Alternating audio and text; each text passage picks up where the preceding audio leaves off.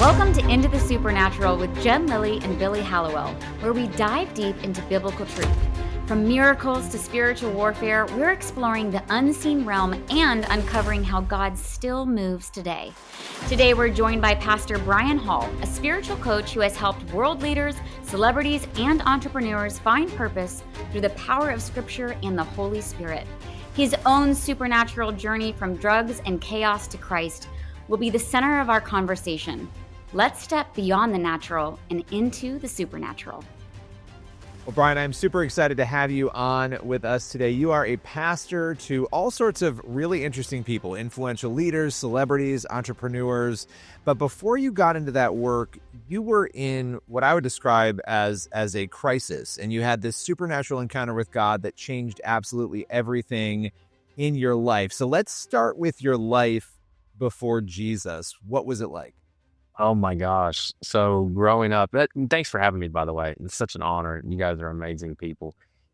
Before it, I was a drug addict, alcoholic, sex addict, lost everything in bankruptcy, had a child at a very young age, mouth cancer, OD'd on drugs, had a heart attack, completely rock bottom in my life.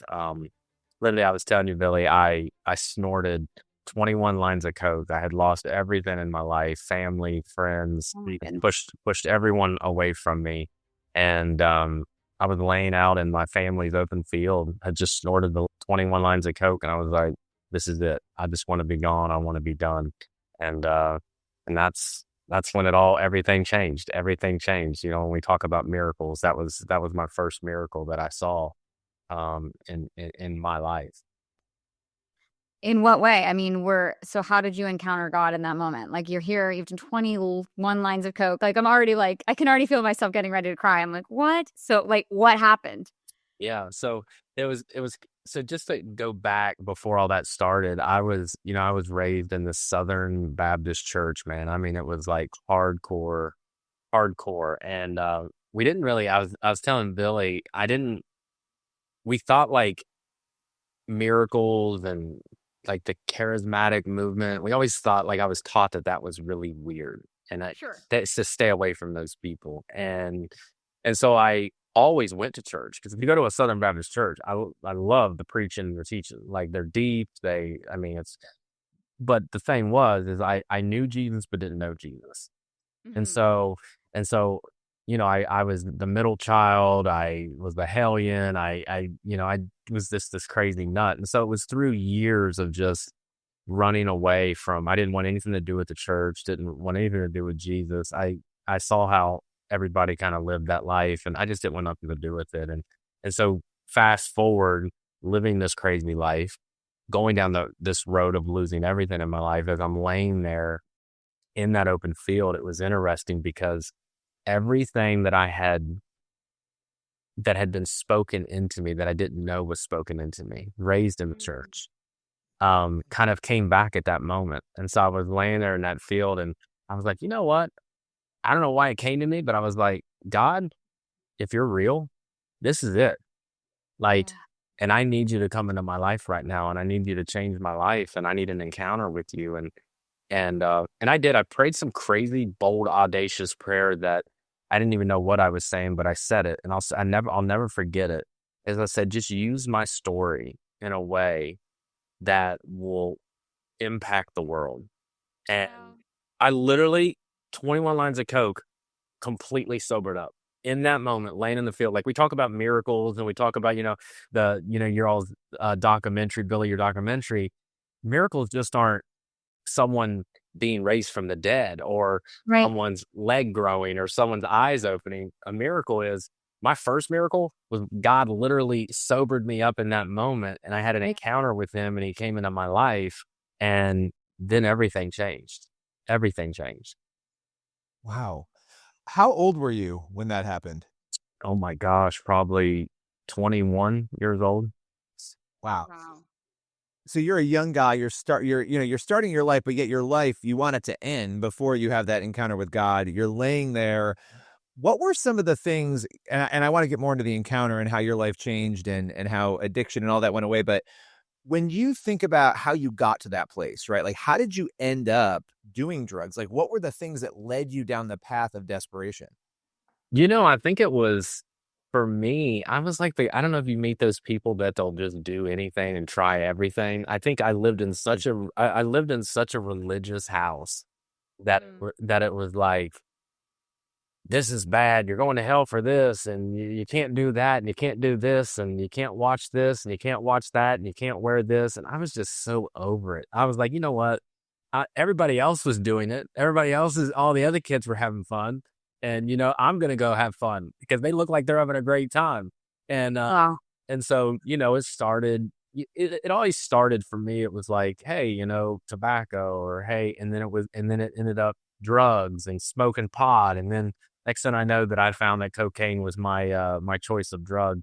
But, I think just life in general, I think I was just fighting against how I was raised. Like, don't push this on me anymore. I don't believe in what you believe. I don't care about what you believe. I just want to live my life and have fun. And it went bad quick, very quick. You're giving me anxiety as a mom that I have to like put back on Jesus. I'm gonna be like, oh my gosh. Jen, trust me, I have 5 kids. I get it. Yeah, it's a lot of prayer. A lot of praying for my kids. Wow.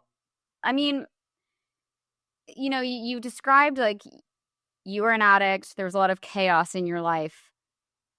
And you've described your upbringing and wanting to rebel against it. How much do you believe of that was rooted in spiritual struggle and spiritual oppression? Oh my gosh. I believe a lot of it. I think, how the devil blinds your eyes. I think for me, um, I think it was definitely a spiritual battle. I didn't know it then. I mean, I know it now. Sure. I look back at my life now and I'm like, wow, the devil just really had all the kids today. I mean, kids just the way the younger that just aren't tapped into what we know now or what we're doing now. I'm telling you, the devil it's just a stronghold, with alcohol and drugs and sex and all the things that people deal with today. And so I think for me, I am desperate for people to just have an encounter with God. I think that's where it starts. If you don't have the whole surface stuff, I'm not about surface. Like I want to have an encounter with God. Like I want people, because that's when things happen. That's when right. you know what I'm saying? That's when things shift. And I think a lot of things have changed now. I think back, especially with you guys and myself, back then it was, especially the way I was raised. I wish if I could go back, I so wish I would have been raised in a charismatic Pentecostal church. Like now seeing the gifts of the Spirit and how God works and how God moves and seeing that power, I'm like, man, I miss that for my whole life. And I'm not going to say that I sit here and regret my life. I learned so much through it, but man, the Spirit of God is so powerful. I just want to encourage you really fast because, I'm 40. I got radically saved at 9, like just encountered the Lord at 9. And so I'm 31 years in deep with the relationship with the Lord. And this is why Billy and I are like funny podcast hosts. Billy's like, I appreciate Billy so much because Billy's very intelligent and he has like these very in-depth thoughts. And then I'm like a kid in a candy shop that's like, wow, that's amazing. Wow, that's amazing. And so I just want to say that the nice thing about you not having had it as a child is that childlike wonder doesn't go away. Once you have a hunger and a thirst for the Lord and you've encountered him, it keeps going, like you don't have to regret your childhood because you're like, my walk with the Lord is still like a child. Yeah. I think you're amazing.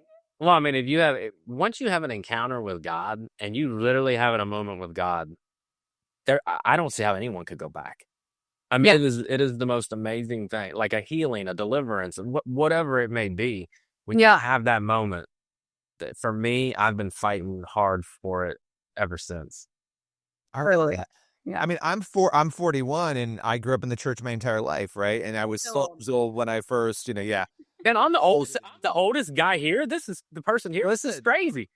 Listen, but it is crazy because only the last couple of years have I started to have those experiences with God that I should have been having the whole time, but I wasn't in churches where that was really happening, right? And so it's funny how we're on these journeys, but to your point, once you start having it happen, I'm reading all these books now, like how do I hear the voice of God clearer? How do I, and and as we're talking about this, going back to your experience at 21 in that field, you sobered up, but you also, I mean, well, like, I don't want to lead the question. Tell us what happened. Did you end up doing drugs again? Like from that moment on, how did that encounter permanently change you? Well, yeah. So never again have I ever touched a drug since that day. And 3 weeks later, um, definitely knew it was God because I met my amazing, smart, intelligent, I call her my supermodel wife, that literally God sent me a woman that was just graduated seminary from Lee University, which was obviously a charismatic college. And she was a virgin. She was just when I look at it, I'm like, God sent me the most perfect thing for the dirtiest thing. And then now that I think about it, I'm like, isn't that what Jesus did? Yes. The most perfect for all of us dirty, sinful people, and he sent me my wife, and I'll never forget. She told me, she said, we were at a pool party and she said, I'm going to marry a pastor. And I laughed at her. I literally laughed at her. I was like, there is no way that that's going to be me. And here we are. I'm a pastor. And so it was funny. I kind of rode on her coattails. She got hired on at this massive mega church, 10,000 plus member church in Kentucky. And they hired her as the middle school pastor. Wow. And the pastor sat down with me and he said, well, if we're bringing her on, we're bringing you on. And I didn't know that's how ministry worked, but I found out real quick.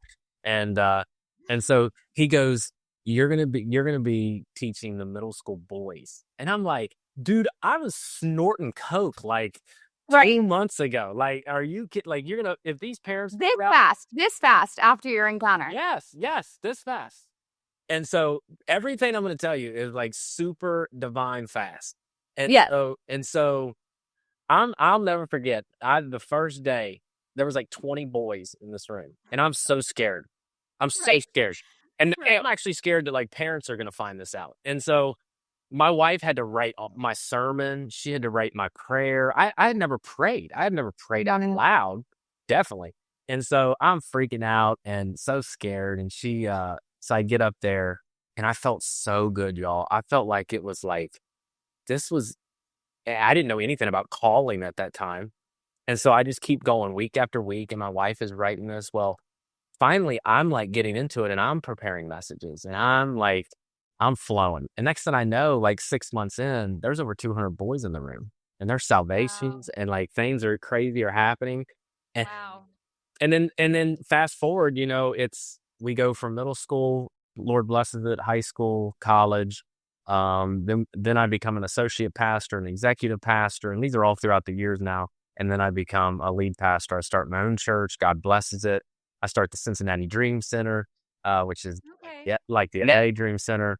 It blows up here in Cincinnati. We're serving tens of thousands of people, and now I'm on top of the world in the ministry world with the church, with the nonprofit. And this is all from in all of that. So from that encounter in a field, right, and now me running a high level ministry and a nonprofit, you're talking probably 12 years. Within 12 years, God has just moved that much, and I haven't even got to the better stuff. I mean, this is, if you can't call that divine and a miracle from God, I don't know what is. That's amazing. Yeah. I mean, as you're going through all of that, I'm thinking, okay, going into ministry is shocking enough with your background and only a couple of months after, right? You have that fact. Then you have this other facet of your life. Now, as I mentioned at the top of the episode, you're coaching celebrities. You are out there, as a spiritual mentor to all of these entrepreneurs and people. And it's a really unique population, which we'll talk about after. But I want to know first, how in the world did you go from, okay, I'm doing this crazy ministry, I've gone from addict into ministry to, oh, now I'm going to go into this other level of ministry that's a really totally different animal entirely? What's funny is I'm a perpetual student of life. I love learning and I love growing, and I never knew that when I was doing drugs. But all I was thinking was, what's the next party? What's the next girl? What's this stuff? And then it went to like, wow, I really love to learn. And then when I had that encounter with God, I was like, I want to know this God more. I want to have a Yep. relationship with this.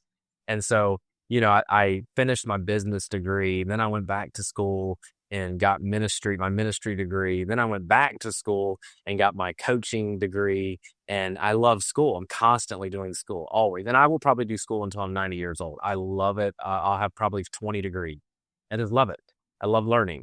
Well, so 9 years ago, I am about 8.5, 9 years ago, I'm laying in bed.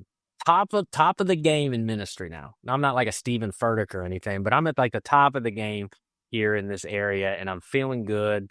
Great money. I'm traveling the world. The nonprofit's flourishing. The church is doing well. And I'm laying in bed, and God, I have this dream that I will never forget. It was literally like the Lord just showed up and I was living this dream. And I saw it very clear that God wanted me to walk away from the church and the nonprofit. And I'm like, Wow. and at that moment, I'm like, this can't be God. That's got to be the devil. Like we're seeing lives Right. change. We're seeing salvations. Like we're seeing, human trafficking victims saved. Like we're seeing the craziest stuff. Like God is moving, and you want me to walk away from this now? And so I did what everyone would do. I didn't listen because I was making great money and life was good and people knew my name and I was traveling the globe, and I didn't listen. And so I was, Thought God had it wrong, maybe. Maybe God had it wrong. I think I know now he did, but it's Surely you don't mean to take up my cross, Lord. Surely. right, exactly. So I was preaching a sermon in Lower Price Hill, the ghetto of Cincinnati, probably the worst area. People die, here every day almost. It's insane. And I'm preaching a message to about 700 people on Thanksgiving. And after the message, I had my security take me out to my car so I could get home to family. And before I could start the car, this red SUV pulls up, and this gentleman jumps out, and he's about 10 feet in front of me, and he pulls out a gun and he unloads the whole clip. And then he jumps back in his car and he leaves. And as I'm sitting there in my car, I'm like, am I dead? Did I get hit? Literally pointing it right at me. And I get out of the car and I find that I didn't get hit by a bullet and my car didn't get hit by a bullet, but he was trying to kill the guy underneath my car. Now, some will say that just happened. I say that God was like, listen, bro, here's another sign of why I want you to move and listen to me when I'm telling you. Now, again, all my mentors were like, literally, I called my mentors up and told them this in shock. And they're like, does God show you something recently? That was their first thing they asked me. Wow, that's so good. Did God show you something recently? And I'm like, well, actually, he did show me this dream. And so what did I do? I didn't listen. I still didn't listen. And so I went down this path of like 6 more months of not listening and went through some crazy stuff that I probably can't say on air yet because it's just too crazy. But I will say, after about 6 months of not listening, God brought me to a place where, you know what? Can I just say it? Are we good? Can I just open up? Say it. Just say it. Because this is disgusting. This is crazy. Okay. Well, God's a God of mercy, and his thoughts are higher than our thoughts, and his ways are not our ways. So good. Let's go. Well, it's crazy. I don't think I've ever said this on a podcast before. So I didn't listen after the shooting, and God said, and I was like, God, I've got this. I got this ministry. I was the face of the ministry. It was all about me. It wasn't about God. You know how a lot of pastors. That's why a lot of pastors fall. By the way, Yeah. a lot of pastors Absolutely. with infidelity, money, but also it becomes about me. Yeah. Not about God anymore. We start for the right reason, but then it becomes. And so me and my wife were doing CrossFit, and we love working out. We love fitness. We still do to this day. And I come home from a heavy deadlift day, And I tell my wife, I'm like, sweetie, like my lower back is crushing me right now. There's something different about this. And she's like, oh, you know how our wives are. They're like, man up, your back hurts, you sleep on it. She played it. Okay, honey. So I lay down and I wake up in the middle of the night in excruciating pain, the worst pain that I've ever been in my life. They rushed me to the hospital. And this is when I found out that God's plan A is humility, God's plan B is humiliation. Mm, that's good. And so I get rushed to the hospital. The doctor walks in and he says, Brian, you have an abscess the size of a softball inside of your rectum, and we are going to have a major surgery. But after this surgery, this is going to be the worst pain you have ever felt in your life, and you're going to be bedridden for 3 months. 3 months. You can't do anything. So for 3 months. CrossFit to bedridden. From To CrossFit bedridden. workouts to bedridden. To bedridden.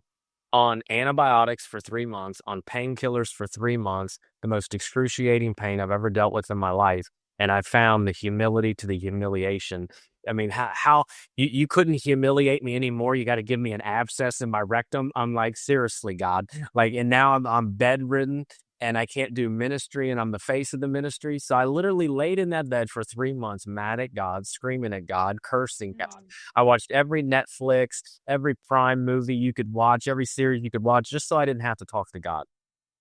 And 3 months later, I had another laying in the field miracle moment. I said, God, I will do whatever you want me to do. I will walk away from everything and I will listen. And immediately at that moment, the dream that God showed me that night was this. And this is why it was so crazy. You're going to walk away from everything and you are going to be the pastor and spiritual coach for the most elite in the world. In that dream, I saw me walking around with like high level celebrities and ambassadors and presidents and all of these wealthy, successful people. And I thought it was so crazy because, y'all, I'm a Kentucky boy. I was born and raised on a farm. Like my best friends are cows, chickens, and goats. I knew nobody. And I'll never forget laying in that bed when I submitted to God again, that laying in the field moment again. And I said, well, who do I know? And so I looked at my roster of people. A lot of the NFL teams, they get, it's interesting, but they get made to do charity work. And I went to my roster and I saw that a couple Cincinnati Bengals were serving at my nonprofit. And so I called them up and said, hey, can I do coffee with you? And I sat down with them and I told them the dream. And they're like, oh my gosh, Brian, that is unbelievable. Like, do you realize these high level people, a lot of them don't go to church. A lot of them, they could definitely use someone just to do a one-on-one, just pastor them, coach them. Mm-hmm. And I said, well, I don't know anybody. Can you connect me? And next thing I know, I'm coaching two guys that are two of the biggest music producers in the world. They were my first clients. And next thing I know, 8.5 years, 9 years to where I am today, I've coached over 1,000 of the biggest names in the world. I travel 200 days out of the year. Ambassadors, presidents, the wealthiest people in the world, you name them, I've worked with them or am working with them. And I found through all of this, the reason why God wanted me to do it. And he wanted me to do it because he said, Brian, it's going to take a special person that can be in these rooms and that can get along with these people. But in the church, you could reach tens of thousands. I mean, we have a church here that's the biggest church in America. They had 200,000 people on Easter. And the thing was he's like, you can reach those people in the church, but if you reach these people because of their platforms, you will reach the masses. Yeah. And so that's what we're doing. And I'm seeing lives just completely transformed and changed. And it's just such a blessing from looking back at my life and laying in a field at 21 years old, ready to take my life to now, it's endless. Where I mean, the mission that we have now, I've built his church without walls.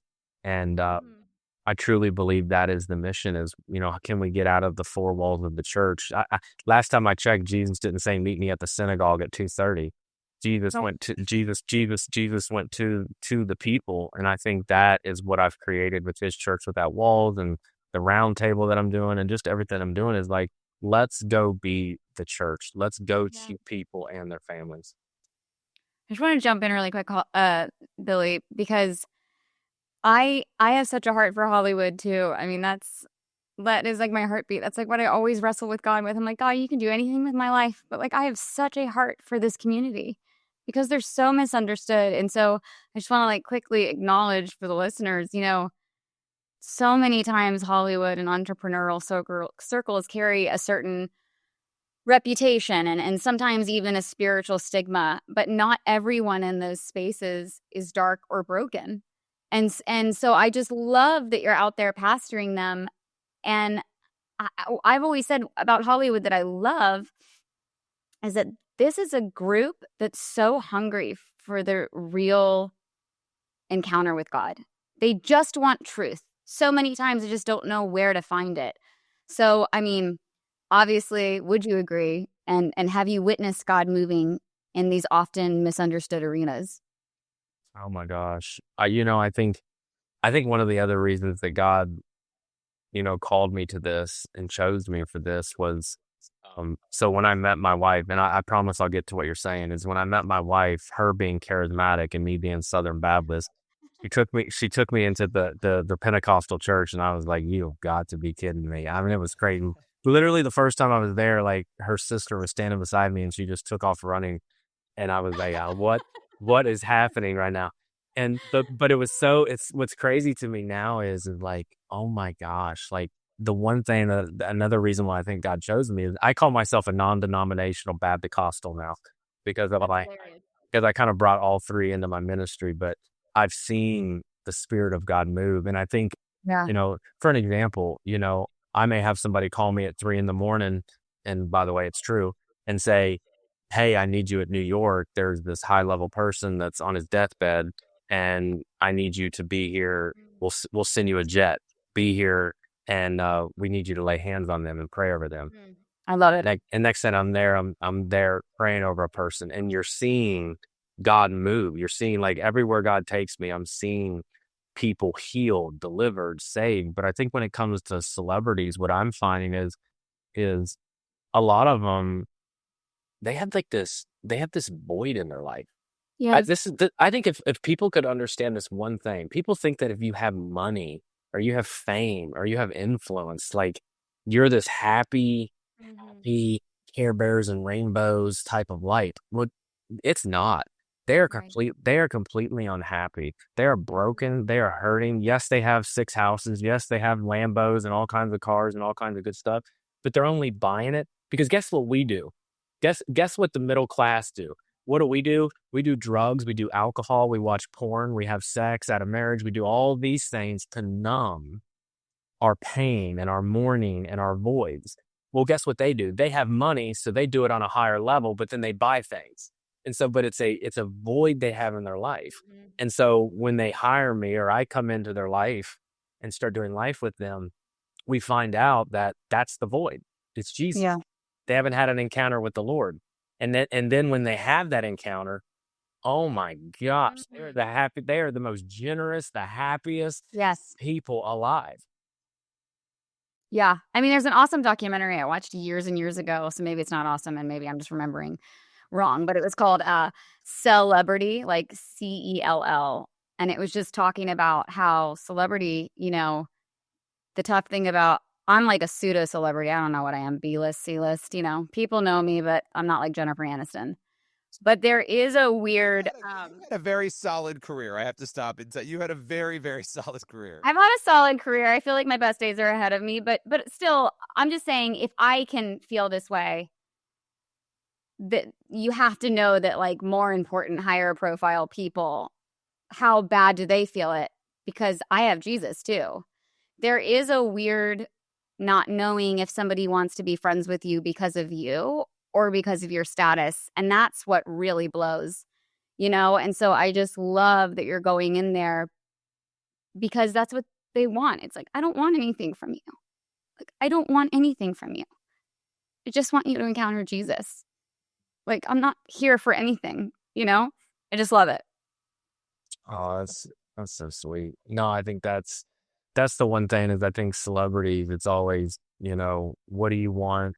What do you need? Like, what are you asking for? What's the big ask? And I think it's the one thing that I've had going for me is like, I just recently in the past year had to really do marketing and build my brand and influence all this stuff. But like for the first 8 years, 7.5 years, I guess, whatever, it was all word of mouth. Like this celebrity, like if this celebrity would talk to this celebrity or this influencer would talk to this influencer, and that's literally how it all came to be. I wasn't out there paying for ads or doing marketing. I am now because I'm building my group and building the things that I'm doing. But no, it was all they understood that like just You're genuine and be available. Be available. Yeah. For an example, this will be a cool story to tell. I had been traveling all week because I'm constantly traveling to different people, and so I've been traveling all week, and I got 5 kids and a wife too. So I do like, I try to take them about half of my travel with me, just so they can experience the world. But I came home after a long week, and I think before that week I was gone. I was home for 2 days, and I was gone for 2 weeks, and I just got home, and I'm like, I get a week off, and I'm laying in bed, and my phone goes off at 3 a.m. and it's a very high level person, and he goes, "I'm gonna kill myself," and I'm like, and so my heart breaks, and then I'm like, I go in, and then I tell my wife, and she's like, "Hey, this is what God's called you to do. Go get in the car, because there's no planes are flying. Go get in the car. It's a 3-hour drive," and she goes, "Go be with this person." Right. And I drive there. I get there, and there's a brick of cocaine sitting on the kitchen table. I flush it down the toilet, and I'm there with this person for 3 days, and he has an encounter with God, and God literally changed his life, and he's better than ever right now. But I think the reason I tell you that is you have to be available. You have to be there for them and do life with them. And I think a lot of people, when God was showing me is like, have you ever noticed like the church, people tend to, they want to talk to the pastor. They want to be around. Yeah. Oh, yeah. Wouldn't it be great to have a pocket pastor where you could just have him anytime you want and talk to him and with your issues and your It's called the Holy Spirit. Right. But it was like, I think people, they tend to look at their pastor like, man, I'd love to be able to just dine with him and it's like the same thing as celebrity within the church. Yeah. It's like we have celebrity pastors, even if they're, it's all status climbing. Yeah, exactly. And so what I did, it was interesting, is now these celebrities, they actually have someone that they can call 24 hours a day, 7 days a week. And if they call me, and I'll be there on a plane to them and there with their families. And I didn't think it was a thing. I didn't think it existed, but here we are. And this is now what we're trying to build with His Church Without Walls. My goal is this year to have 500 pastors and spiritual coaches that are literally full-time traveling the globe. It's awesome. Going to the people. How often, I mean, the example you just shared, I would imagine the answer would be yes to this, but how often are you, when you go in and you're meeting with these people, are you dealing with intense spiritual warfare, evil? Are you seeing those things, and how do you then deal with that with these individuals? Oh, Lord have mercy. Have you been around politics? Oh my gosh, talking about I have. Yeah, gosh, yeah. You talking about I have dealt with some crazy people, y'all, like celebrities, and I love them dearly, and they would laugh if they heard me say it because they know their past is I'm talking from housewives of Beverly Hills to Orange County to New Jersey to I mean all the crazy. But I have found that there is nothing darker than in the political realm. It's so dark. And it was like I don't care if I'm going into the White House, if I'm going to some like Senate, Congress, or just Mar-a-Lago, it doesn't matter. Like it's so, there's a spirit, it's a demonic spirit over it. And let me tell you something, we have casted out many demons, and we have we've seen healing take place and deliverance take place, and I've prayed it with people before. And is it hard to handle? I'll tell you, it's I'll just be honest with you, it's pretty freaky at times, but because I've seen some crazy, crazy stuff for probably another time on here. But I will. Hold on. What's the craziest thing you've seen? I'm curious. Like, you might as well. What would you say? And I'm not saying it for shock value. I actually I ask people this because I think it helps bring it to fruition. It helps people understand the level to which this sort of stuff will go if people leave it unchecked in their lives. Yeah. So I have to be careful. I'll tell you this crazy story. So it's in a political scene. No name. Bob and Jane. Yeah. Yes, no names, but it's in a political scene. Mhm. And I come in as the pastor, as the coach, and I didn't know any of the other people, but the person that entered, brought me in. And I immediately felt like when I walk, because I'm very good now, just because of my intimacy and relationship with the Father. When I walk in a room, it's like hitting a brick wall if it's demonic or if it's like spiritually just dark. Yep. And it's like walking in a crack house or something. It's crazy. You can feel it. Oh, Yeah. Yeah. As I walk in and then I spot this person and this Bob. yes, Yep. we'll call him Bob. And he's definitely, there's a devil. I mean, there is multiple Yeah. demons in this guy. And so Yeah. I'm not gonna play games. Like, I'm like, Jesus is about to show up and show off right here in this room. I'm so confident in the Father. I'm so confident in our Father. Like, he's gonna, and it's gonna make a statement. Yeah. So I lay hands on this guy, and no one knows this coming. And I immediately go for it. I'm not about I'm not gonna have a conversation. I immediately know it's there, and I want to get it out of the room. And so I lay hands, and he I gotta be careful. He starts speaking like I'm going to kill you. Yeah. Stay away from me. Like, immediately. Yeah. Oh yeah. It's like a demon is like, right. Crap, Jesus just showed up. Yeah. So my hands are on him. I'm praying. I'm just like in the truth and fire, man. It is coming down. He hits the ground. This was the craziest thing that I believe with this instance, because we've done plenty of demon casting out and all this craziness, miracles, and God just showing up. Was he? I love it. His eyes were black. So there was no white. There was no white. It was just completely black. And he goes out in the spirit. So he goes to the floor, and I still pray. Well, he wakes up and he starts vomiting. Yep. But here's the vomit. The vomit, I'll never forget. Like coffee? Is it like black? Black. Yes. Black. Completely black. Yes. Completely black. I've experienced this. Yes. And so I keep going. I'm just praying. I'm praying. Yeah. He gets up. Guys, I get chills just thinking about it now. He raises his hands. His eyes are crystal blue, and he starts shouting that Jesus is his Lord. And here was the craziest thing: is I looked down, and I know I saw it because I watched him vomit. The black was gone. The vomit was gone. Yeah, it was gone. I love it. What was everybody else in the room doing during? This is what I also want to know. Thank you, Billy. Everybody else was freaking out. It was awesome.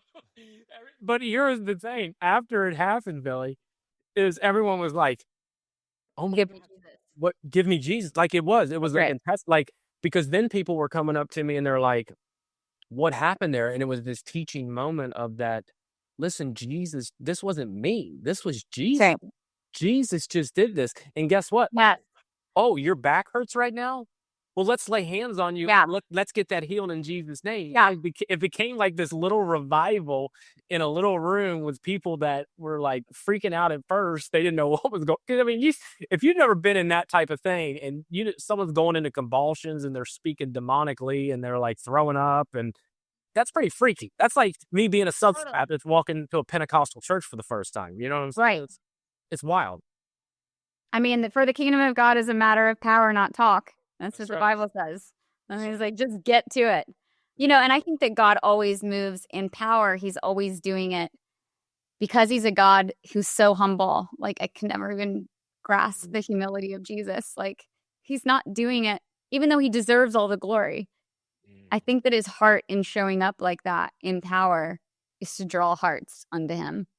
Yes. So I just love that he's like, I'll put on a show, Yeah. but it's so your heart draws near to me. That's right. I just love it. Jen, what's really interesting is that, I would love to see Billy's next miracle documentary to be out of the US and somewhere else around the Dude, world. yes, Because the reason I say that is the US has no clue about the miracles of God, but other people in other countries do because they have yes, nothing. They have nothing. All they yep. depend on is God. And so you go to those countries and you're seeing people raised from the dead and jump out of wheelchairs and all kinds of stuff because we have so much. So We have distracted. we are. Those people, they don't know what they're going to eat. They don't know like what's going to happen. And all they have is God. And it's just miracle after miracle after miracle. I heard this It's amazing. just in medicine. Our faith is in medicine, and it's in, and medicine's great. Don't get me wrong, but it's in all these things. It's in doctors. And so all that misplaced, faith, instead of keeping some for God or having the primary faith focused on God, we're putting it in all these temporal things. And so that's all we think about is that solution, not the divine solution to it. Yeah. There's an amazing woman. Her name's Galen, and she wrote this great book. And she said to me one time, she goes, "What is the opposite of obedience?" And you're like, disobedience? And she said, "No, comfort." Mm. I know. I was like, that is so wise. And convicting. Yeah, but like that's our problem in the American church. And I do want to I don't want to poo-poo on the American church. Like God is moving and it's so exciting to me, especially in the younger generation. Like I'm so pumped and I'm so here for it. I'm so here for it. Like I'm so pumped. But we have such comfort. It's like it's so easy to run from God here because we have so much comfort. Like it's like I don't, and they don't have that. You're right. Like Billy, please pack me in your bag. I'm only 5'2", so I can just get real little, and then like let me travel with you. Jen, you keep crying. You're gonna get me crying. I'll tell you what. We had Brett Favre on a round table, and he started crying, and I was like, Brett, don't cry on me. You're gonna get me going here. I'm an emotional guy. I cry for commercials, but I think that's what could we get to a place, and I think that's what for my story, starting out in that field to now, is what I've constantly been trying to build. Is can you imagine if we truly had that faith that said, say to that mountain, be moved, and it'll be moved. Because if I was to say, Jen, Billy, hey, I'm gonna pick you guys up on a jet. We're gonna go to Arizona, and then we're gonna go stand in front of a mountain, and we're gonna tell that mountain to be moved. Do we really, in our heads, like just seriously, do we really think that mountain's gonna flip and move? But I think that's the type of faith that I'm trying to have. I know you guys are trying to have, where God can do anything. We serve the living God that can do anything. People are always like, I need more money or I need more of this. Dude, he owns all the cattle on the hill. He owns every penny, every diamond, gold treasure in heaven is ours. Like, are you kidding me? I tell people all the time, you're royalty. Billy, you're a son. Jen, you're a daughter of the Most High King, which means you're royalty. So everything in heaven is ours. It's ours. Right. Claim. So crazy. Yeah. And I think God he just wants compassion. Yes. It's like faith working through love moves mountains. I'm pumped to know you, Brian. I'm pumped that you are ministering to a lot of high-powered people because that is so my heart. And I'm so encouraged. Like Billy and I talk about that all the time. I'm like, who else will go? Like, I'll go, Lord. Like, I'll do anything, Like, I just love this population so much. I'm so pumped. You have a podcast as well, and I want to know about it because I got to go listen as well. I'm a big fan of podcasts and all the things. So tell us where we can listen to more of your wealth and wisdom that you've just pulled from heaven. So my heart with this is and I'll say, I think the Father wants an intimacy. Yes. It's not about religion. It's about relationship, but I think it's about intimacy. I think in my getting into my older ages of ministry now is I'm thinking all that matters is intimacy. And so what I did was I said, wouldn't it be, and I'm not trying to brag or anything like, oh, Brian does devotional every day. He's such a good Jesus guy, but I do devotional every morning. I did do it. Yeah. And I do it every night too. And so I thought, what would be cool is if I just turned on a camera with me doing my devotional every morning, 2.5 minutes, 3 minutes, and then putting it in my roundtable Facebook group and then posting it every single morning. And because I feel like people today in the church, we think that Jesus is a Sunday thing. Let's go to church on a Sunday and then let's get our word, get filled up. And then if you're really bad, Jen and Billy, you better go back to church on Wednesday and get filled up again. But what I found Yes, go. is Jesus is a daily Yes. relationship, an intimacy with the Father. And so I started this group, and now it's finally blowing up and people are enjoying it. And it's not that like I'm saying, hey, I'm just trying to start the conversation. This is my devotional, y'all. But if it starts something in you and stirs something up in you, then keep doing it. Keep pushing into it. Keep opening the word. Keep praying every day to build that relationship. And then so what we did was we do a Tuesday night. We can call it a podcast, a show, whatever you want to call it. But every night we do a live. So it's like this. Yeah. What I said was like, wouldn't it be cool if you had a show and a podcast that wasn't just us, but we opened it up live? Yeah. We opened it up live on all platforms for people to come in, ask questions, talk to our guests, and it would be really fun. I mean, that would be really. Yes. And so that's what we do. We're up on 9 platforms. So it's literally the Round Table podcast. The Round Table On Facebook. it's on all platforms, but the Round Table Facebook group, and I can send you the link. Billy has it. He's part of it.